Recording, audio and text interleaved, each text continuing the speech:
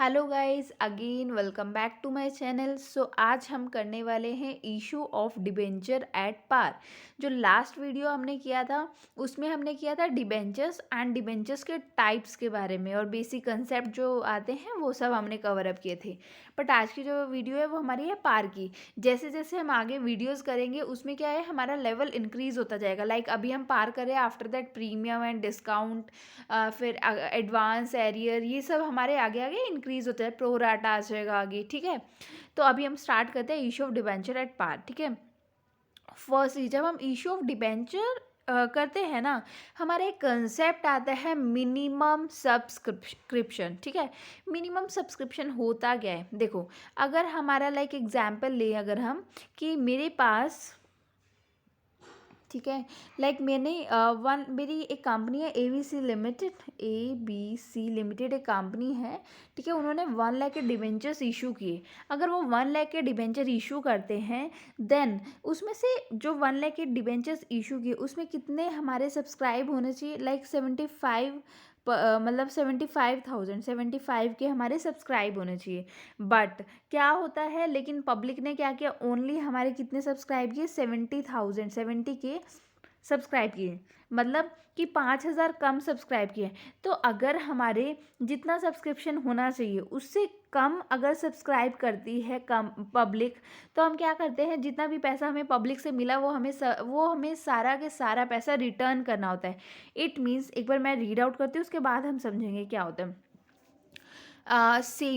The SEBI has prescribed a minimum subscription requirement for public issue of debt security of 75% of the offer, below which no allotment of debt security should be made. It means जो हमारा क्या है, हमारा companies act में ये नहीं defined किया वो मिनिमम सब्सक्रिप्शन के बारे में, लाइक मिनिमम सब्सक्रिप्शन कितना होना चाहिए। बट सेबी ने हमें बताया कि अगर सेबी ने बताया कि जो हमारा क्या होता है डिबेंचर्स के केस में हमारा मिनिमम सब्सक्रिप्शन कितना होना चाहिए, 75% हमारा मिनिमम सब्सक्रिप्शन होना चाहिए। इट मीन्स अगर हम 1 लाख की इशू करें तो हमारे मिनिमम 75 के तो सब्सक्राइब होने चाहिए। अगर उससे 1,000 भी कम होता है तो हमें सारा का सारा सारा पैसा जितना भी पब्लिक से रिसीव हुआ था वो सब हमें रिटर्न करना होता है। तो मिनिमम कम से कम इतना तो हमारा सब्सक्राइब होना ही होना चाहिए। और अगर हम इन केस ऑफ शेयर देखें तो शेयर के केस में हमारा मिनिमम सब्सक्रिप्शन कितना रहता है, 90%। क्लियर है। उसके बाद आ जाता है issue debenture is issued at. अब डिबेंचर्स जो होता है ना, हमारे 3 टाइप से हम इशू कर सकते हैं एट पार। इट मीन्स 10 का कंपनी का शेयर है और 10 का ही हम पब्लिक को दे रहे हैं, तो वो हो जाएगा हमारा पार का केस। प्रीमियम 10 का शेयर है, हमने पब्लिक को 12 रुपये में दिया। इट मीन्स 12 रुपीज़ में दिया हमने पब्लिक को, तो मीन्स कंपनी को 2 रुपये का बेनिफिट हो रहा है एंड पब्लिक को 2 रुपये का लॉस हो रहा है। अगर हम डिस्काउंट पे कंपनी इशू करती है, इट मीन्स इशू किया कंपनी ने, कंपनी का शेयर था 10 रुपये का और उन्होंने 8 रुपये में इशू किया। इट मीन्स कंपनी को 2 रुपये का, कंपनी को जो हो रहा है 2 रुपये का लॉस हो रहा है और पब्लिक को बेनिफिट हो रहा है 2 रुपये का। क्लियर है। तो हमारा 3 तरह से हमारा क्या होता है, इशू कर सकते हैं हम डिबेंचर्स को। नेक्स्ट क्या रहता है, अब देखो issue of debenture for cash. अगर हम कैश में अगर हम इशू करते हैं डिबेंचर्स, ठीक है, तो हमारा क्या होता है, 2 तरह से हम इशू कर सकते हैं। मतलब जैसे हमने इशू किया ना, तो पब्लिक हमें 2 तरह से पेमेंट करे, या तो एक ही बारी में सारी की सारी पेमेंट कर दी, लमसम पेमेंट कर दिया पब्लिक ने, तो उसको हम बोलेंगे एट लमसम पेमेंट। 100 रुपीज़ का शेयर था और 100 रुपीज़ कंपनी ने पब्लिक ने एक ही बारी में हमारा पेमेंट कर दिया, तो वो हो जाएगा लमसम पेमेंट। नेक्स्ट रहता है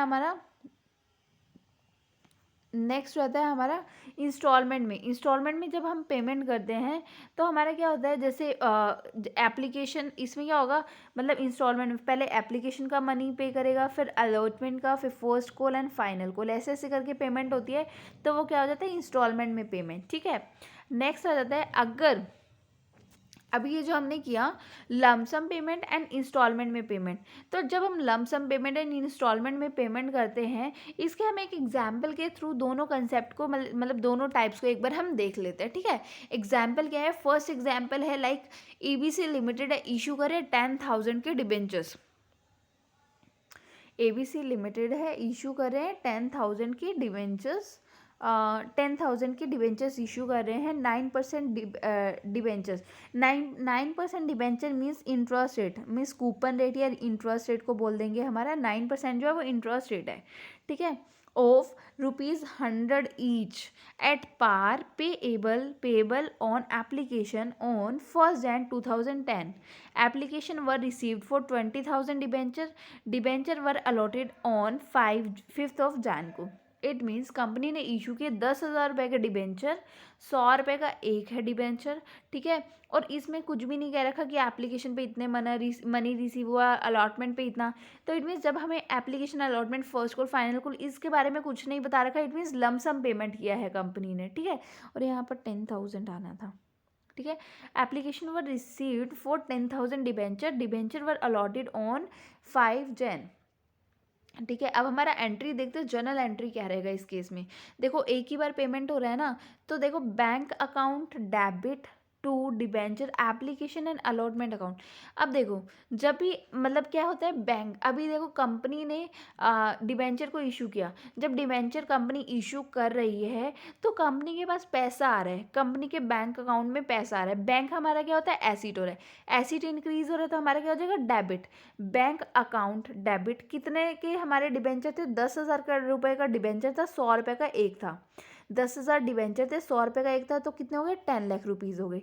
bank account debit to debenture application and allotment account, जब भी लमसम पेमेंट वाला केस होगा ना तो वहाँ पर to debenture application and allotment account दोनों आएंगे, ठीक है। तो to debenture application and allotment account 10 lakh. उसके बाद आता है इन्होंने 5, ये हमारी रिसीव की एंट्री है कि हमें जो मनी थी ना, जो एप्लीकेशन के टाइम पे जो मनी रिसीव होता है वो रिसीव हुआ। अब हमारा जो मनी रिसीव हुआ उसको हम क्या करेंगे, ड्यू करेंगे। ड्यू की एंट्री क्या रहती है, debenture application and allotment account debit to 9% debenture account, कितने के, 10 लाख के हमारा पेमेंट हो गया। तो ये हो जाएगा हमारा, जब लमसम पेमेंट होती है तो हमारी जर्नल एंट्री क्या रहती है, ये रहती है। उसके बाद एक हम करते हैं इंस्टॉलमेंट का। ये देखो इंस्टॉलमेंट का क्वेश्चन क्या है, ABC, ठीक है। अभी हमारा क्या है, ABC लिमिटेड है, सॉरी ABC लिमिटेड, जिन्होंने क्या किया, इशू किए 10,000 debenture, 9% debenture of ₹100 each. Application पे हमारी मनी रिसीव हो रही है 25 रुपीज़, अलॉटमेंट पे 30, अलॉटमेंट पे 25 एंड फर्स्ट कॉल पे 30 एंड फाइनल कॉल पे हमारे 20 रुपीज़ रिसीव हो रहे हैं, ठीक है। तो 10,000 के डिबेंचर है, 100 का एक है, तो फर्स्ट एंट्री हो जाएगी, पहले हमारी एप्लीकेशन की एंट्री होती है, ठीक है। तो एप्लीकेशन की एंट्री क्या होगी, पहले रिसीव की एंट्री की, जो हमारी जो मनी है वो हमें रिसीव हो रही है, ठीक है, जो पब्लिक जो पैसा है वो पे करे, इट मीन्स मनी रिसीव हो रही है, कंपनी को मनी रिसीव हो रही है, किसमें, बैंक अकाउंट में। और बैंक अकाउंट क्या है, एसिड है, एसिड इंक्रीज हो रहा है, वही same bank account debit to debenture application account, application से मनी रिसीव हो रहा है, कितना है, 10,000 का डिबेंचर है, 25 का एक है, 2,50,000, 2,50,000। अब हमारी ड्यू की एंट्री रहेगी, ड्यू की एंट्री रहेगी, ड्यू की एंट्री क्या होती है, ये देखो ड्यू की entry, debenture application account debit to 9% debenture account 2,50,000, 2,50,000, ठीक है। उसके बाद हमारी जो एंट्री रहती है वो हमारी क्या है, अलॉटमेंट की। अलॉटमेंट पे हमें कितनी मनी रिसीव हो रही है, 25 रुपीज़ ही रिसीव हो रहा है अलॉटमेंट पे।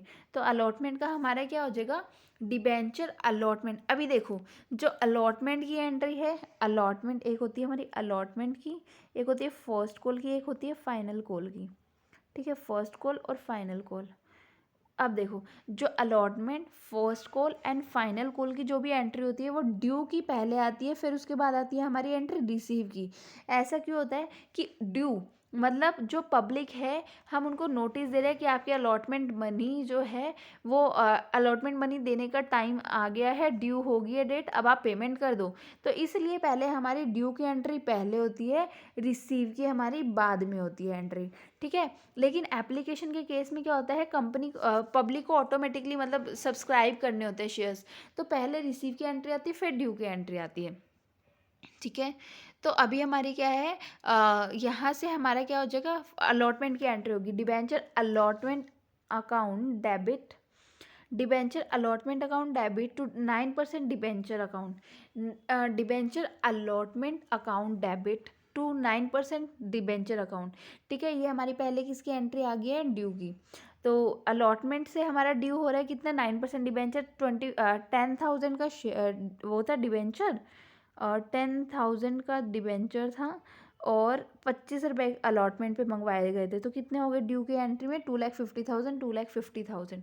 क्लियर है। उसके बाद रिसीव की हम एंट्री करेंगे, bank account debit to debenture allotment account. Receive हो गए, रिसीव किसमें, बैंक अकाउंट में, तो bank account debit to debenture allotment account, receive की एंट्री 2,50,000, 2,50,000। ऐसे हमारी फर्स्ट कॉल की एंट्री हो जाएगी। फर्स्ट कॉल पे हमने 30 रुपीज़ मंगवाए थे। ठीक है, तो डिबेंचर फर्स्ट कॉल पहले ड्यू की एंट्री होगी, DUE due, debenture first call account debit to 9% debenture account. कितने, 30,000 थे और 100 का 1 था, तो 3 लाख हो गया। फिर हमारी रिसीव की एंट्री, ठीक है, रिसीव की क्या हो जाएगी, bank account debit to debenture first call account, 3 lakh. अब हमारे उसके बाद जो एंट्री रहती है वो क्या होती है, फाइनल कॉल की। फाइनल कॉल में हमारा कितना रुपये मंगवाया हमने, 20 रुपये। ये देखो यहाँ पर लिखा हुआ है ना, फाइनल कॉल पे हमारे कितने रुपीज़ से, 20 रुपीज़। तो फाइनल कॉल की एंट्री वही सेम, पहले ड्यू की एंट्री आएगी, उसके बाद हमारी आएगी रिसीव की। ड्यू की क्या होती है, फाइनल कॉल से हमारा मतलब फाइनल कॉल ड्यू हो चुकी है, तो हम बोलेंगे final call account debit to 9% debenture account. कितने थे, 20 का कितना, 20 रुपीज़ का था, 20 रुपीज़ फाइनल कॉल पे मंगवाया, 10,000 के हमारे डिबेंचर्स थे, तो कितने बन गए, 2 लाख, है ना। तो 2 लाख यहाँ गए, 2 लाख यहाँ गए। उसके बाद नेक्स्ट आ जाता है हमारा, यहाँ पर आ जाएगा final call account debit to debenture to 9% debenture account. और हमारा यहाँ आ जाएगा, जैसे यहाँ पर था ना, ये उसके बाद रिसीव की एंट्री होगी। ठीक है, यहाँ पर मैंने थोड़ा सा कट हो रहा है तो उस वजह से यहाँ पर फिर रिसीव की होगी। यहाँ आएगा बैंक अकाउंट डेबिट, ठीक है, to debenture final call account. Bank account में कितना आ जाएगा, 2 लाख रुपीज़, 2 लाख रुपीज़। तो वो हमारी हो जाएगी रिसीव की एंट्री। क्लियर है। तो अभी हमारा जो ये केस था, ये हमारा था पार का और बहुत इजी था, जिसमें हमारा क्या था, हमें एंट्रीज मतलब करनी थी, पार की एंट्री हमने किया। अभी जो नेक्स्ट हमारा होने वाला है वीडियो, वो हमारा प्रीमियम का केस होगा। प्रीमियम के केस में हम क्या करते हैं, कैसे एंट्रीज करते हैं। ठीक है, अगर आपको कुछ भी डाउट आ रहा है देन मुझे कमेंट सेक्शन में बता देना, जो भी डाउट हो रहा है। Okay, thank you guys.